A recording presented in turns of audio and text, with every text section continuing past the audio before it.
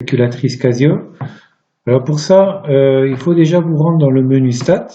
Donc le menu Stat, il est là. Vous pouvez utiliser ici la flèche droite. Et ensuite, presser sur la touche bleue en bas pour entrer dans le menu.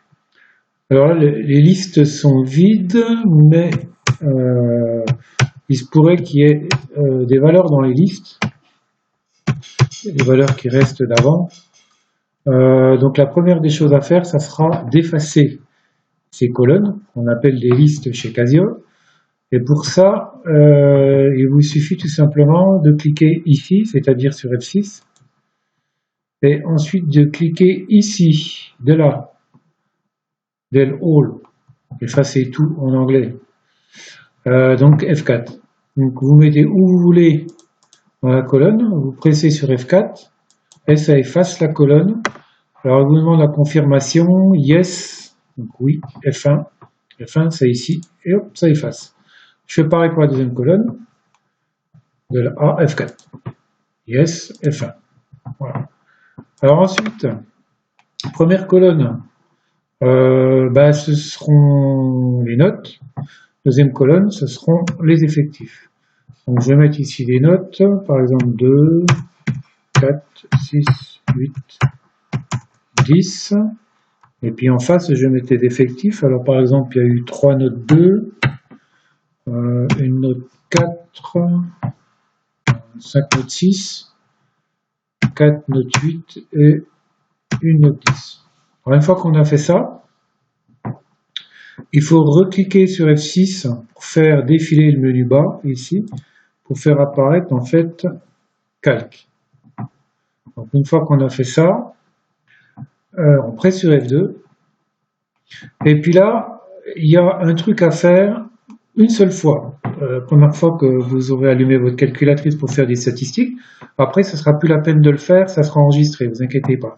Mais vous êtes obligé de le faire la première fois, parce que par défaut, vous voyez, on va presser ici pour voir, par défaut, sur la deuxième ligne, c'est un 1. Et il faudrait qu'il y ait liste 2. Donc, vous mettez sur la deuxième ligne, donc, vous déplacez avec, vous voyez, le pavé directionnel en bas, là, hop, sur la deuxième ligne, et une fois que vous êtes sur la deuxième ligne, vous cliquez sur liste, donc F2, et là, il vous demande le numéro de la liste, ça sera la liste numéro 2, c'est la colonne numéro 2, vous cliquez sur 2, et vous validez sur la touche bleue, voilà.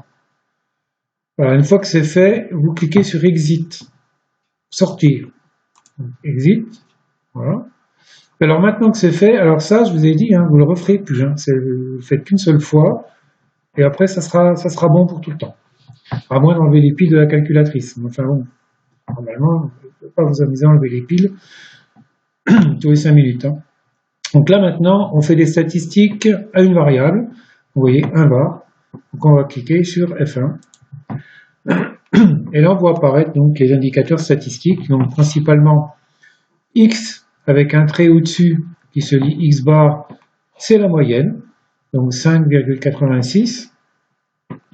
Et puis l'écart type, alors X, avec une espèce de petit O, en fait c'est un sigma qui est mal fait, N, X sigma N, écart type 2,45.